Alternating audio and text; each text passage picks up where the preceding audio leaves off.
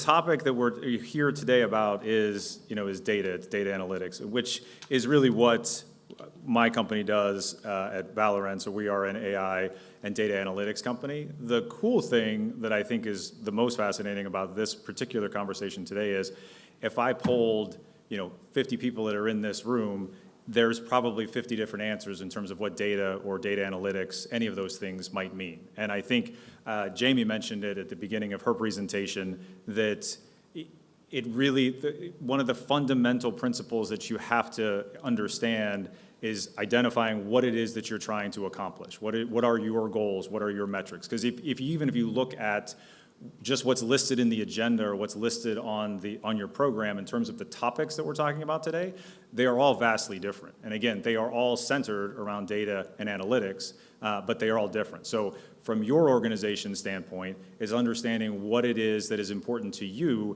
so that you can then key in on those particular topics so that you can reach those objectives, those goals, those KPIs, whatever you want to call them. So I think that's pretty exciting because, again, every organization that I talk to, and I will tell you a little bit about myself. So I've been in the transportation / mobility / tolling space for the last 18 years or so, based in Tampa, Florida.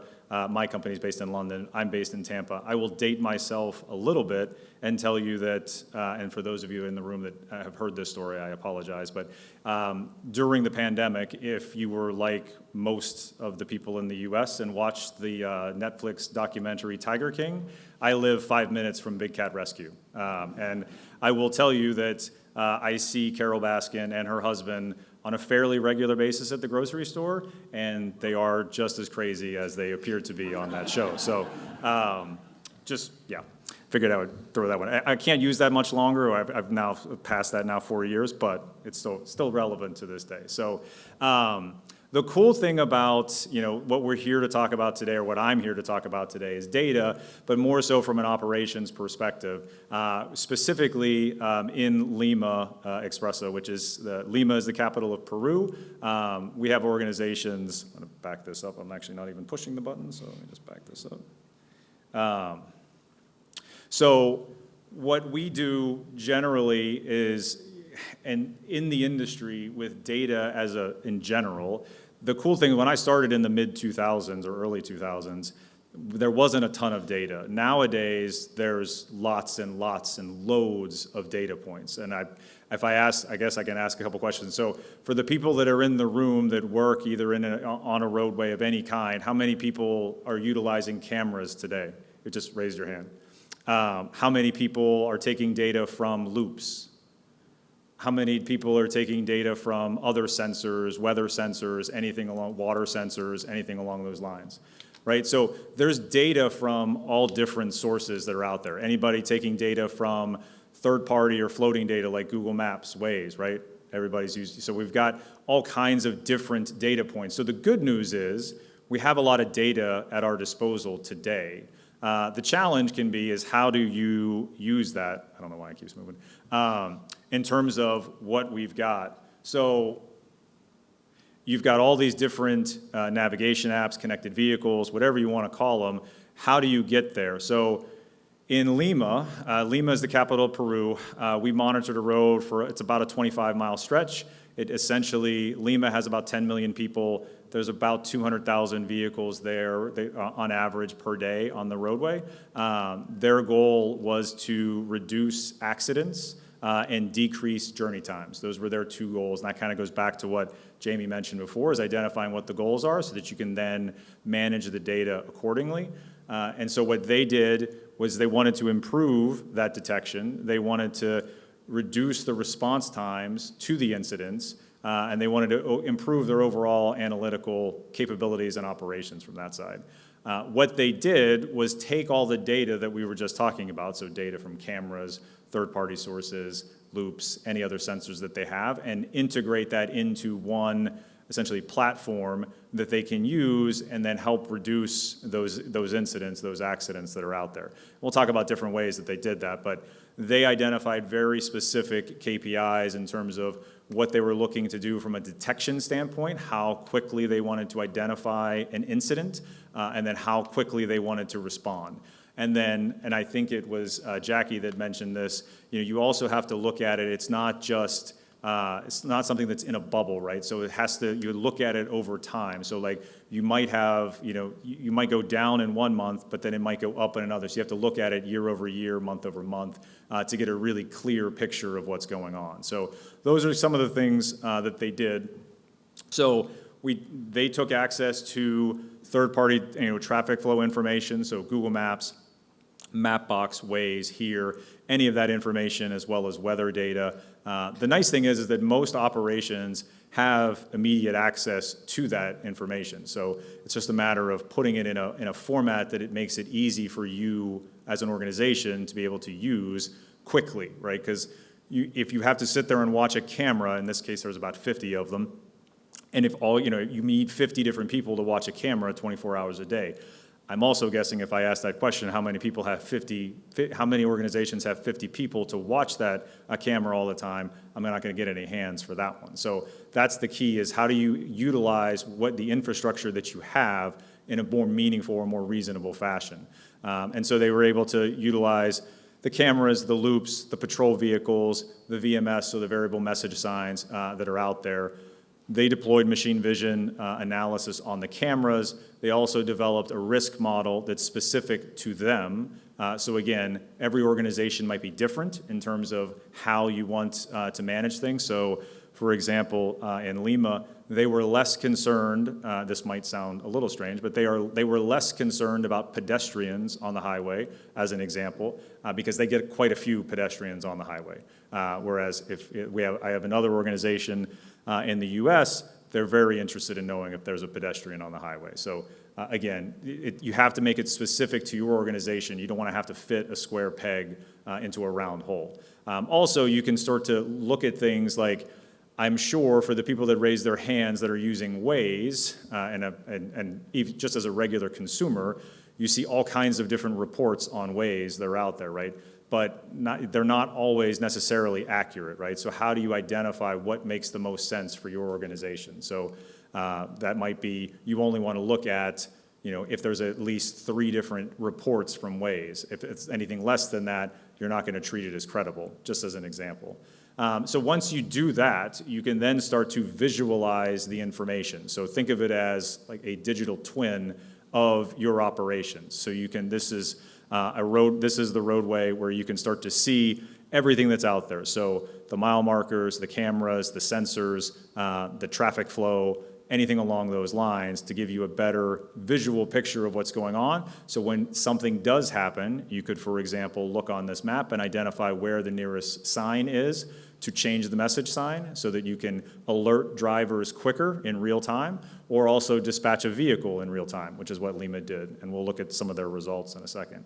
Another example that you can start to now layer in are risk modeling factors as well. So from a historical perspective, what is the likelihood of something happening on this roadway today, tomorrow? Do you need to plan accordingly? Do you layer in weather information, right? Is there going to be snow or wet conditions? Do you need to change the signs to let people know that, or dispatch more vehicles so that you can do that? So you can let the actual drivers know about that. You can also start to prioritize your risks, your incidents that are happening. So in Lima's case, if you look at the far left part of the screen, those are the different alerts that are occurring, which you can prioritize and understand what that looks like for your organization. So again, you can dispatch accordingly. So you don't have to sift through all the cameras or all the Waze reports or all the phone calls. You get immediate notification, whether that's on this screen, in a text message, what have you. So again, you can act quicker that's out there. So what they saw as part of their results was a significant increase, first, in the number of incidents that are detected. So you can see in this particular case, they saw about a 40% increase in incidents that are occurring on their roadway that they didn't know about otherwise. So first, they're seeing a lot more incidents that are out there. But the other good thing is the detection time in terms of how long it took them to review those incidents was actually much smaller. So they've actually been able to look at the results and respond accordingly much faster.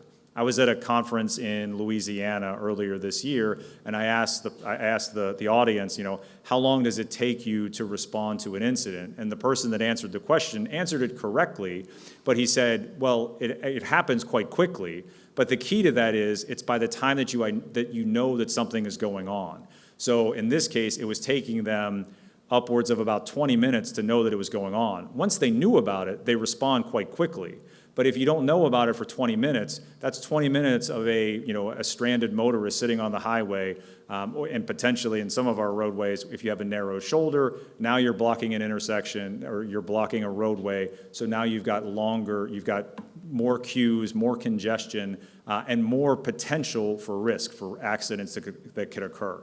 We're not to the point of and again, I'll date myself on this older movie, but we're not to the point of where you're in the Minority Report and you have this precog that can kind of identify when an accident's going to happen before it happens, but you can know that an accident happens and quickly clear that accident to prevent any further accidents that are happening. So those are a couple of the things that are going on. And we've seen, this is just an example of how the response times have decreased, and in some cases, they've actually looked at increasing or decreasing patrol vehicles that are out there. So that's, again, some of the operational decisions, and I think it was Jamie that mentioned this as well, in terms of things that are important to the organization that you can then start to look to add or change. Do you need to add more? Do you need to do those things? Again, that's all based on the data and the data analytics that are out there. It's being able to make those informed decisions. That's what data analytics truly is. And this is some examples. So whether it's deploying tow trucks or patrol vehicles, those are just a couple of examples. And then this particular slide shows you how the accident rates have actually decreased year over year. So the blue line is the 2023, the green line is 2022. So you can see on average, accidents have actually gone down by about 15%.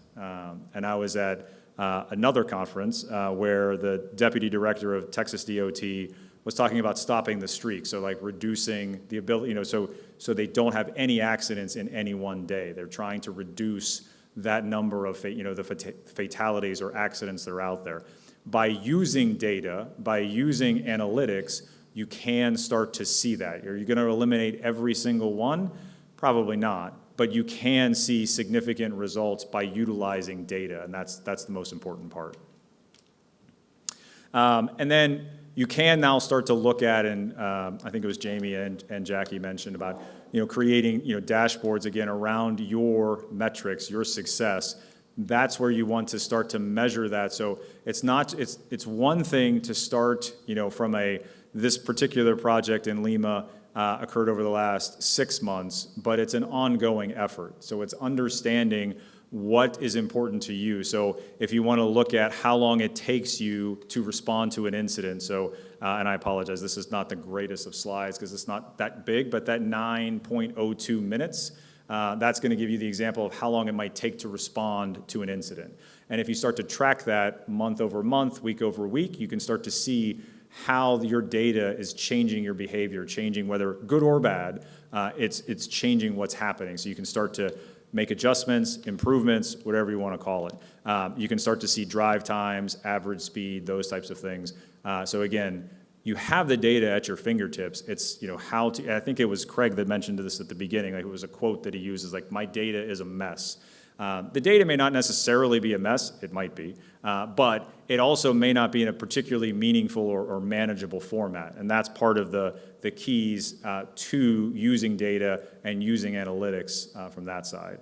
So in terms of lessons learned, one of the key things is training on the system. So anytime you're implementing a new program, and we talked about this in some of the roundtables earlier today, you need buy-in from your entire staff. So not just from the top, but from the bottom up as well. You want to have that change management so they can understand the reasons why you're doing it and why it will help each individual person.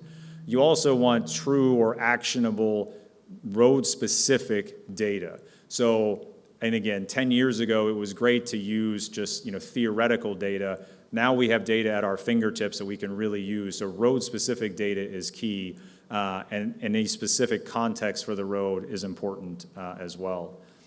In terms of next steps, they are looking to integrate additional data points like water sensors for a tunnel, improving communications using emergency channels, controlling the VMS signs directly from the control center, as well as the patrol, so expediting the response. So you can see more automated from that side. And again, that's where you'll start to see year over year or month over month how it's changing by adding these things. Is that making it better? Is it worse? Do you need to make any additional changes from that side as well? And I think, yep, that's about it. I appreciate everyone's time.